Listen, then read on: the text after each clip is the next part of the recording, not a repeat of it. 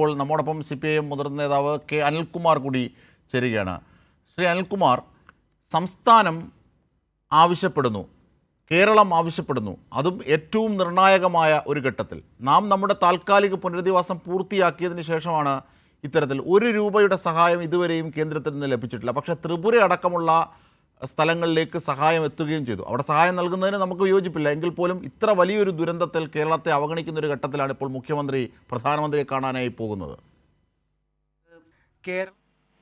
ബഹുമാനപ്പെട്ട പ്രധാനമന്ത്രി കേരളത്തോടൊപ്പം നിൽക്കുമെന്നും വയനാട്ടിലെ സമാനതകളില്ലാത്ത ദുരന്തത്തിൽ കേരളത്തെ ചേർത്ത് പിടിക്കുമെന്നും ഉള്ള പ്രഖ്യാപനത്തിൽ ഇപ്പോഴും നമ്മൾ പ്രത്യാശ അർപ്പിക്കുക തന്നെ വേണം.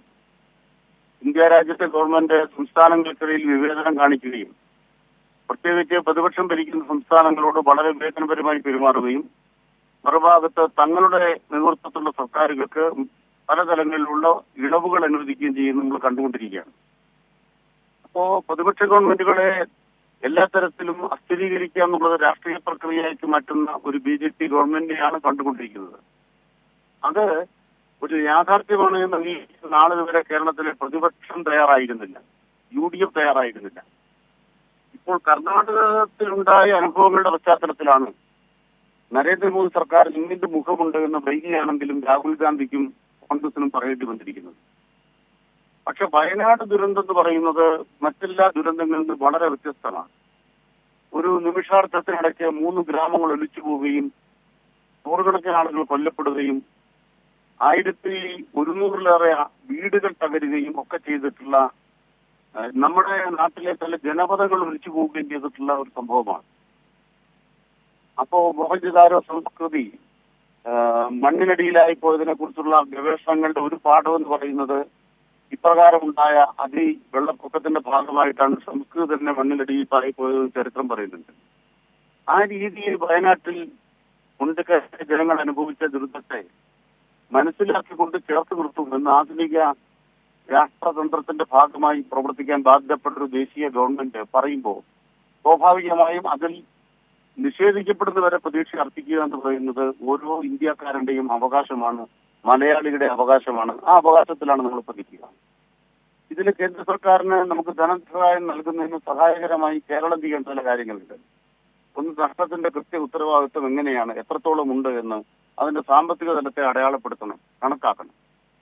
രണ്ടാമത്തത്, എന്താണ് പുനഃസൃഷ്ടിക്ക് വേണ്ടി നിങ്ങൾ ഒരു പ്ലാൻ ഉണ്ടാക്കുന്നത്? 2018 പ്രളയം ഉണ്ടായപ്പോ കേരളത്തില് അന്ന് മുഖ്യമന്ത്രി സഖാവ് പിണറായി പറഞ്ഞു, എന്താണോ തകർന്നു പോയത് അതല്ല നമ്മൾ നിർമ്മിക്കാൻ പോകുന്നത്, പുനർനിർമ്മിക്കുന്നത് പുതിയ കേരളമായിരിക്കും, റീബിൽഡ് കേരളയാണ്. അതുകൊണ്ട് കേരളത്തെ പുനർനിർമ്മിക്കുന്ന പോലെ വയനാടിനെ പുനർനിർമ്മിക്കുകയാണ്, ഒരു പുതിയ ജീവിത പരിസരം സൃഷ്ടിക്കുകയാണ്. അതിനാവശ്യമായി ഏതാണ്ട് 2000 കോടി രൂപയുടെ സഹായം ലഭ്യമാകണം എന്ന കാഴ്ചപ്പാടോടുകൂടിയുള്ള നിവേദനവുമായിട്ടാണ് ബഹുമാനപ്പെട്ട മുഖ്യമന്ത്രി കണക്കുകൾ സഹിതം ആധാരമാക്കിയ വസ്തുതകൾ സഹിതം കേന്ദ്രത്തെ സമീപിക്കുന്നത്. ഇവിടെ കേന്ദ്ര സർക്കാരിന്റെ ഭാഗത്ത് കൃത്യമായിട്ട് മനസ്സിലാക്കേണ്ട ഒരു കാര്യം, ഈ ദുരന്തമുണ്ടായ ശേഷമാണ് മുന്നറിയിപ്പ് നൽകുന്നത് എന്നുള്ളത് വ്യക്തമാണ്. ദുരന്തത്തിന് മുന്നറിയിപ്പ് നൽകാൻ തക്കവണ്ണമുള്ള കൃത്യമായ സംവിധാനം നമ്മുടെ രാജ്യം വികസിപ്പിച്ചിട്ടില്ല എന്നതും ഒരു പരിമിതിയാണ്. അതുകൊണ്ട് തന്നെ ഈ ഉത്തരവാദിത്വം പങ്കിടുന്നതിൽ സംസ്ഥാനത്തിനുള്ള ഉത്തരവാദിത്വം പോലെ തന്നെ കേന്ദ്രത്തിനും ഉയർന്ന ഉത്തരവാദിത്വമുണ്ട്.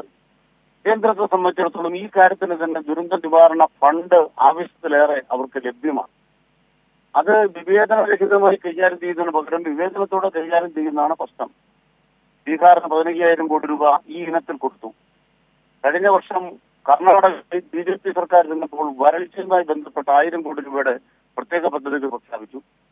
പക്ഷെ കേരളത്തിന് 2018 ദുരന്തം, 2019 ദുരന്തം, ഊട്ടി ദുരന്തം ഉണ്ടായപ്പോൾ എങ്ങനെയാണ് കേന്ദ്രം ഇടപെട്ടത്, എത്രത്തോളം പരിമിതമാണ് അവർ ഇടപെട്ടത് നമുക്കറിയാം. വെട്ടിമുടി ദുരന്തത്തിൽ പെട്ടുപോയവർക്ക് കേന്ദ്രം പ്രഖ്യാപിച്ച 2 ലക്ഷം രൂപ പോലും തന്നിട്ടുമില്ല. ഇതിലെല്ലാം പശ്ചാത്തലത്തിലും കർക്കിടക കരിവാവിൽ തെളിവിട്ട ചിങ്ങപ്പുലരിയെ കിനാവ് കാണുന്ന മലയാളിയുടെ വയനാട്ട് ദുരന്തത്തിൽ നിന്നുള്ള ഒരു ചിങ്ങപ്പുലരിയുടെ കണി കാണൽ പോലെ, അതിനെ കാത്തിരിക്കുന്ന പോലെ കേന്ദ്രം നമ്മളെ കനിയും, കേരളത്തെ ചേർത്ത് നിർത്തും എന്നിപ്പോഴും പ്രതീക്ഷിക്കാനാണ് നമുക്കിഷ്ടം.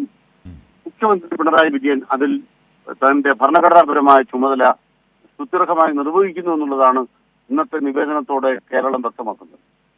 ശരി, വളരെ നന്ദി ഈ ഘട്ടത്തിൽ പ്രതികരിച്ചതിന്.